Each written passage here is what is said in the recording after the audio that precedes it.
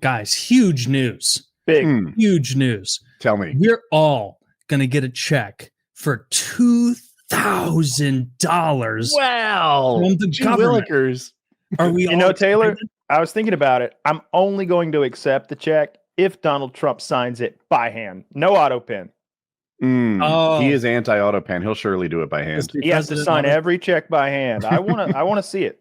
That was some all-time gauche shit during COVID when they sent those checks out, and he was like, my signature's got to be on there. And it was just like a little gold, like Donald Trump thing. Maybe that's standard. Maybe they always have the president sign it. I don't fucking know. But that seemed a little out there. Do I get 3 of these fucking things? One for Jackie, one for me, and one for Colin? Is that how this works? No. Cashing other people's checks? Wow. The greedy millionaire class strikes again. I know a certain Indian guy in New York who just got elected who wouldn't care for that line. Just asking the Maybe questions. he's not Indian. I don't know what he is. Arabic or something. Oh. Mamdani. I thought that was Indian. I don't know. But man, $2,000. Kyle, what are you going to spend your $2,000 check? That's absolutely coming. $2,000 is a real windfall. So I think I'm going to probably just invest it back into some Trump coin, take it full circle. Self-sustaining economy. Self-sustaining economy. Trump checks right into a Trump, maybe into a property. I know he's got those golf courses in the Middle East now. $2,000 will get you a big part of a Middle Eastern golf course. Yeah, I'm thinking so. I'm thinking I could get like maybe a few square. They'll take you on a tour and show you like what 7 blades you own, like what blades of grass. I'd appreciate that. Like I could be like maybe I could be a sheik the way they sold us those title hoods in Scotland or whatever. Now they could sell me a few quarter inches of Dubai sand and I could be a sheik or something like that. We talked about you said Scotland, those African people who went and moved into the woods in Scotland. Did I talk about this with friends or did I talk about with you guys on the show? Are you changing topics? We just got here. Yeah. We just got here, but it popped in my head and it was funny. We'll get to it. Right. Woody, what are you spending the $2,000 on? I don't know. 1% of a Trump watch, maybe something like that. Doesn't he have a $250,000 Trump watch? That'd be pretty dope. If he does, he better be having Rolex private label that or something. Even then, like they wouldn't do that. Oh yeah, companies Rolex like that don't known for their private label watches. They did that one for Lucky Charms. That one for Met Stadium. Yeah, they're great like that. Yeah, stack of Trump Bibles. There are a lot of things I could get. Get some very rotten Trump steaks. I can't believe we're like 20 years ago. Jokes aside, like apparently we're not getting the checks because we make more than $100,000 a year. I didn't know. I didn't hear that little addendum. Like, what the fuck? Like, isn't that who's? All right. Supposedly, this $2,000 he's mailing out has been acquired via tariffs, right? Isn't that their spin? It's all bullshit, but I'm listening. Savings. Yeah, it is the spin. They're saying it's Doge savings or tariff revenue. It should be. They haven't said the Doge thing in a while, but I'm listening. In either case, that is nothing but taxpayer money. In either case, no matter how you slice it, that money was derived from American taxpayers. So it's just socialism. They're just taking our money and giving it to other people.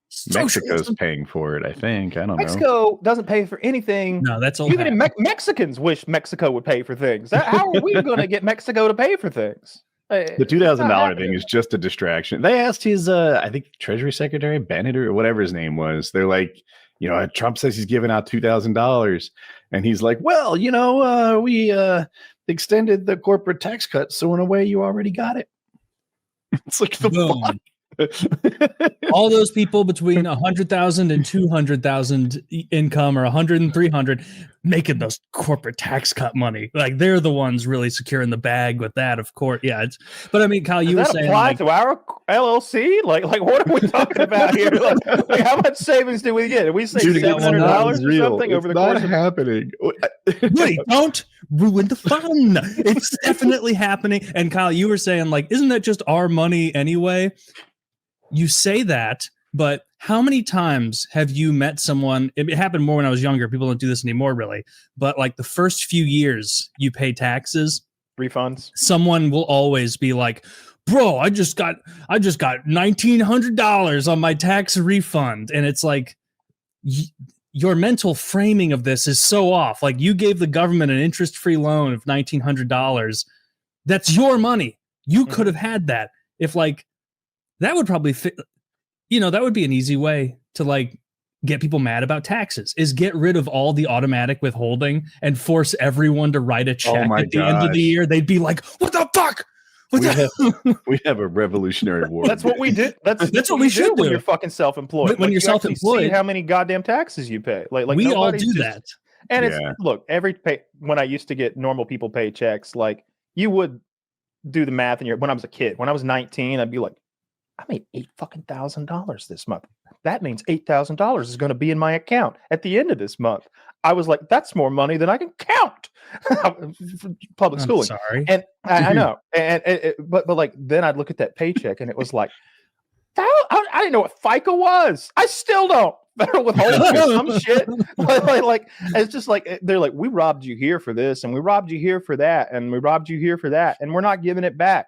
And I'm just like, oh my God, like 2/3, like I get 2/3 of my check. 2/3 of my check I get to keep. That's the age where I learned about the wage wedge. That's what that concept is called. So, you think you get paid like $4,000, and then you take home $2,500. So now you think you're getting paid $2,500. Meanwhile, your employer did pay you $4,000, and on top of that, he paid for your like health insurance and some other benefits that you have, your vision. Who knows what the heck they're paying all this stuff for? So you're like, I make $2,500, and he's like, this motherfucker cost me $6,000.